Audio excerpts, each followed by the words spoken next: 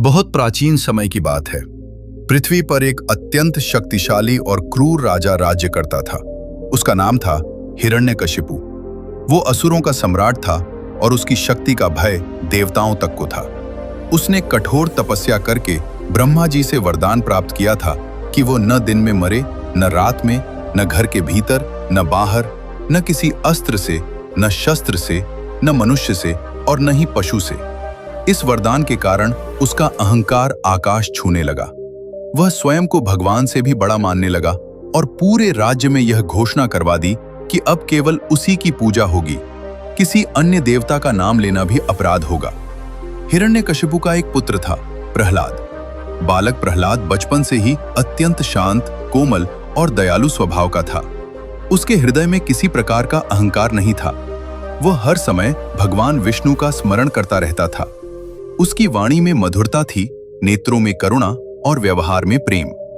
जब वह बहुत छोटा था तब देवर्षि नारद के आश्रम में रहकर उसे भगवान विष्णु की भक्ति का ज्ञान प्राप्त हुआ। वही संस्कार उसके मन में इतने गहरे बैठ गए कि वह हर श्वास के साथ नारायण का नाम जपता रहता। जब प्रहलाद बड़ा होने लगा तो उसे गुरुकुल भेजा गया, जहां असुरों के गुरुओं षंड और अमर्क उसे शिक्षा देने लगे। वे उसे राजनीति, युद्ध कौशल और राजा बनने की कला सिखाते थे। लेकिन प्रहलाद का मन इन सब में नहीं लगता था। वह हर समय अपने साथ पढ़ने वाले बालकों को भगवान की भक्ति का महत्व समझाता। वह कहता, जीवन का सच्चा उद्देश्य सत्ता, धन और बल नहीं, बल्कि ईश्वर की प्राप्ति है। गुरुओं ने कई बार उसे समझाया कि वह राजा के आदेशों का पालन करे और केवल अपने पिता को ही भगवान माने। लेकिन प्रहलाद ने विनम्रता से कहा, मेरे लिए भगवान विष्णु ही सर्वश्रेष्ठ हैं। वही इस सृष्टि के रचयिता, पालक और संहारक हैं। यह बात जब हिरण्यकशिपु को पता चली तो उसका क्रोध भयंकर रूप धारण कर गया। उसे विश्वास ही नहीं हुआ कि उसका अपना पुत्र उसकी आज्ञा की अवहेलना कर सकता है।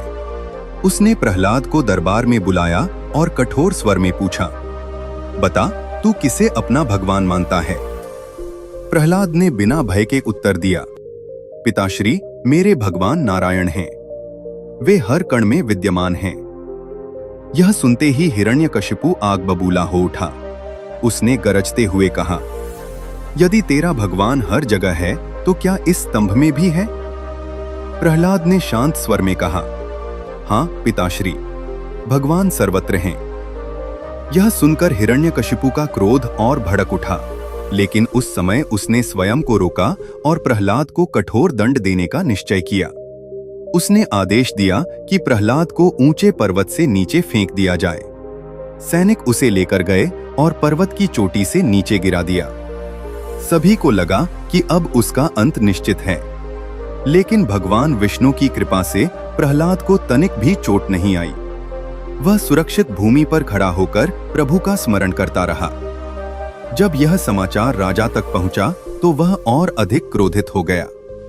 उसने अगला आदेश दिया कि प्रहलाद को विष पिला दिया जाए। तीव्र विष से भरा पात्र उसके सामने लाया गया। प्रहलाद ने बिना किसी भय के विष को पी लिया और भगवान का नाम जपता रहा। कुछ ही क्षणों में विष अमृत में बदल गया और उसे कोई हानि नहीं हुई। अब हिरण्यकशिपु का धैर्य टूटने लगा। उसने आदेश दिया कि प्रहलाद को उबलते तेल में डाल दिया जाए। परंतु जैसे ही उसे तेल में डाला गया, वह तेल शीतल जल के समान हो गया और प्रहलाद उसमें भी सुरक्षित रहा। एक के बाद एक सभी प्रयास असफल होते चले गए। कभी हाथियों से कुचलवाया गया, कभी सर्पों के बीच फेंकवाया गया, कभी समुद्र में डलवाया गया, पर हर बार भगवान की कृपा से प्रहलाद बचता रहा। राजा की बहन होलिका को वरदान प्राप्त था कि अग्नि उसे जला नहीं सकती। हिरण्यकशिपु ने योजना बनाई कि होलिका अपनी गोद में प्रहलाद को लेकर अग्नि में बैठे। आग जलेगी और प्रहलाद भस्म हो जाएगा। योजना के अनुसार विशाल अग्निकुंड तैयार किया गया। होलिका प्रहलाद को गोद में लेकर अग्नि में बैठ गई। चारों ओर लपटें उठने लगीं। पूरा नगर सांस रोके यह दृश्य देख रहा था। लेकिन तभी एक चमत्कार हुआ। भगवान की कृपा से होलिका जलने लगी और प्रहलाद सुरक्षित बच गया। यह घटना आगे चलकर होली पर्व का आधार बनी। इन सब घटनाओं के बाद भी हिरण्यकशिपु का अहंकार समाप्त नहीं हुआ। उसके मन में अपने पुत्र के प्रति घोर घृणा भर चुकी थी। उसे लगने लगा कि जब तक प्रहलाद जीवित है तब तक उसका अभिमान चूर चूर होता रहेगा। एक दिन उसने क्रोध में आकर प्रहलाद को दरबार में बुलाया। उसने कठोर स्वर में पूछा, बता, तेरा भगवान कहाँ है? प्रहलाद ने शांत भाव से उत्तर दिया, प्रभु हर जगह हैं। हिरण्यकशिपु ने पास खड़े एक विशाल स्तंभ की ओर संकेत करते हुए कहा, क्या इस स्तंभ में भी? प्रहलाद ने निर्भीक होकर कहा, हाँ पिताश्री, इस स्तंभ में भी भगवान विराजमान हैं। यह सुनते ही हिरण्यकशिपु ने तलवार उठाई और पूरे बल से स्तंभ पर प्रहार कर दिया। उसी क्षण एक भयानक गर्जना के साथ स्तंभ फट गया और उसमें से एक अद्भुत स्वरूप प्रकट हुआ। वो न पूर्ण मनुष्य था न पूर्ण पशु। उसका मुख सिंह का था और शरीर मनुष्य का। वो था भगवान विष्णु का नृसिंह अवतार। उसकी गर्जना से पूरा ब्रह्मांड कांप उठा। हिरण्यकशिपु भय से सिहर गया।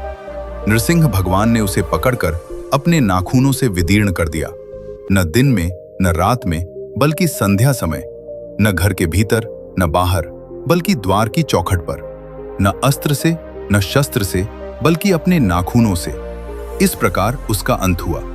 लेकिन नृसिंह भगवान का क्रोध अभी शांत नहीं हुआ था। पूरा वातावरण भय से भर गया था। देवता भी उनके समीप जाने का साहस नहीं कर पा रहे थे। तभी प्रहलाद धीरे धीरे आगे बढ़ा। उसके चेहरे पर न भय था न घबराहट, केवल अपने प्रभु के प्रति अपार प्रेम और श्रद्धा थी। वो नृसिंह भगवान के चरणों में गिर पड़ा और करुण स्वर में स्तुति करने लगा। उसकी सरल भक्ति और निश्चल प्रेम ने भगवान के उग्र स्वरूप को शांत कर दिया। कुछ ही क्षणों में नृसिंह भगवान का क्रोध शांत हो गया और उन्होंने प्रहलाद को स्नेहपूर्वक अपनी गोद में बैठा लिया। भगवान ने प्रेम से पूछा, वत्स, तुम क्या वर चाहते हो? प्रहलाद ने हाथ जोड़कर कहा, प्रभु, मुझे कोई वर नहीं चाहिए, बस आपकी भक्ति सदा मेरे हृदय में बनी रहे, यही मेरी कामना है। ऐसी ही रोचक और भक्तिमय कहानियां आगे सुनने के लिए मेरे चैनल को सब्सक्राइब जरूर करें।